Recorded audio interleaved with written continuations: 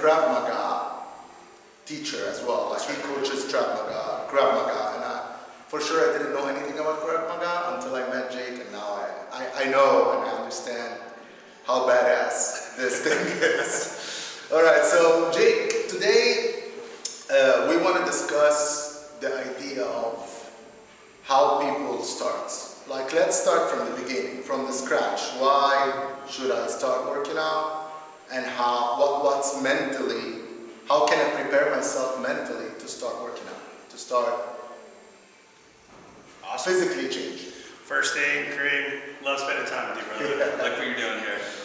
In my 20 years of fitness, a few of the key ingredients that I found that really help people in the beginning stages, when you're first trying to get your fitness, you're trying to get off the couch. Yeah. You got to make a game plan. You have to make a consistent schedule at a time of day where you know you can stick to it. That's got to be number one. Okay. I see a lot of people that kind of like force themselves into 5 a.m. workouts because they feel like that's the best time to get it over with for the day, or they just kind of wishy-washy, think, I'll get a workout in at some point in time. I'm a firm believer you really got to schedule it. And for most of us, if you schedule at the same time of day, you're going to be better off keeping to that schedule. So you think calendar schedule will push you to go to the gym? Absolutely. It needs to be part of your day, just like your meetings for work, just like your meal times. It needs to be part of that daily schedule that you've committed to before you wake up in the morning. So another question here. What if I have the schedule and I put it on the calendar, and then, the couch, the movie, the chocolate? Tempting. So you're like, okay, I'm just gonna forget about it today, but I'm going tomorrow. Yeah. The mind game that we always face, or people face, everybody's facing. I like to really encourage my clients to remember that, in the beginning, the consistency is the key. Yeah, hey, you can have lots of intensity and you can work out really hard, but if that mentally drains you to the point that you don't want to work out for the next 3 or 4 days, maybe in the first 3 to 4 months, that's not the right game plan. The consistency is the game plan. Now, if that means a 20 to 30 minute bike ride, a quick power walk because you just can't make it to the gym, hey, you were moving in the right direction. That is a win for that day. Yeah. Tomorrow, you get back to your gym workout or you get back to your plan. So you're saying also in another way, you don't have to lift weights in this, like as a start. You can just walk around the building, go for a walk with the dog, whatever. Let's create the habit. Yeah. Let's create the habit. Step by the step. habit of having some type of physical exercise to build your energy level, to create momentum in a forward direction of the goals you're trying to accomplish. Mm-hmm. Let's create a habit. Okay. That needs to be first. That makes sense. So what if my shape, my weight, no matter, doesn't matter if I'm too thin, too fat, obesity, I don't want to go out, I don't want to go to the gym, I don't want to show my body, my face to the people. So what's the mind game that you can, like how can I play with my mind? Good question. Yeah. One of my favorite things is to encourage people to do activities they absolutely love. I see a lot of clients that are coming around for the first time that think they have to do a certain type of workout in order for them to get immediate results. Yeah. I would rather them do something they love to do.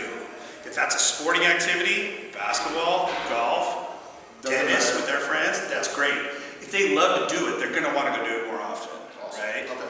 The other thing is if it's one of those issues where they don't want to be around a lot of people at a gym, hey, there's nothing wrong with being in the great outdoors by yourself, trail running, walking the river, taking your dogs for 2-hour walks on a Saturday, Sunday. So if you love to do it, you're going to continue to do it. So the same tip here, go just create the habit, step by step, you will find your hobby. You'll find your groove. Yeah. Especially with those activities you really know you enjoy to do. Okay. That's time well spent. Yeah. Both mentally and physically, that's time well spent. Awesome. Yeah. Okay. So now let's talk about food. Let's talk about food. Yeah. I love me some food. Everybody loves food. Yeah. So let's talk about nutrition plans. What's the best to eat? Also, we want to bring out the supplements. What kind of supplements do you think that people should take or get away from? Sure. Whatever. So, give me your think a big issue, a key component that people should really focus on in the beginning is micronutrients. Yeah. A lot of people get so caught up in the macros, the calories. They wonder, oh, how many calories should I eat? I think you really need to focus on getting quality micronutrients first, right? So micro and macro. Two different. Macro, we're talking proteins, carbs, and fats. Mm-hmm. Micronutrients, we're talking vitamins, minerals, phytonutrients, antioxidants, right? Okay. I think the quality of your micronutrients needs to be something to pay attention to first. Yeah. The quality of where those are coming from is way more important at the beginning than just your calorie count, right? So you suggest people to start counting and focus on micro. Micronutrients. Yeah, getting a full spectrum of vitamins and minerals in the healthiest form possible. What's the best way to do that? Vegetables. Okay. All sorts of vegetables, but especially your dark leafy greens, but any colored vegetables. Your fibrous vegetables, your non-starchy vegetables, even more. The other thing that I think is important to possibly pay attention to is nutrient density. There's a nutrient density scale of how much nutrients you get per bite, per calorie, essentially. The top of that list, surprise, surprise, is actually organ meats, offal, right? And then quickly behind that is vegetables, and then your animal proteins, stuff like that. So, like, if we bring up the proteins and the supplements, what do you suggest about supplements? So, from my background or experience, I think that also protein shake is a supplement because it's Agreed. processed or it's not food, you know. Yeah. But some people are taking the supplements in another direction, in another way, like steroids and all these things. They call this supplements, but the other stuff they call it like just food, whatever, substituting food with something different, stuff like that. Yep. So what do you suggest? What do you think? Are they all under the supplement type of workout supplements, or do you think it's different? My opinion is anything that's not a whole food that you're not able to naturally pick or hunt or gather on your own, that's been processed, is essentially supplementing what should be a nutritional diet.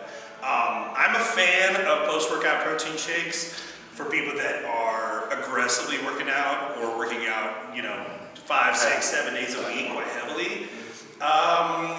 I think that's maybe the one time a day where a supplement is beneficial, is maybe a post-workout shake. Having said that, I see a lot of clients that take in way too big of a shake. A single serving of, let's say, 20, 25 grams of protein and maybe some nut milk, some almond milk, some coconut milk is usually sufficient just to get the signal going for recovery and repair. Okay, so also I felt that you got away from the heavy supplement. the real stuff. The real stuff. So give me your idea on these things, because a lot of people, and especially a lot of my friends, are calling me right now or these days. I don't know why, but they are just asking, hey, if I take steroids, I saw this and this and that changed in a month, in 2 months. Oh my God, they have 6 packs in a couple of weeks. What should I do?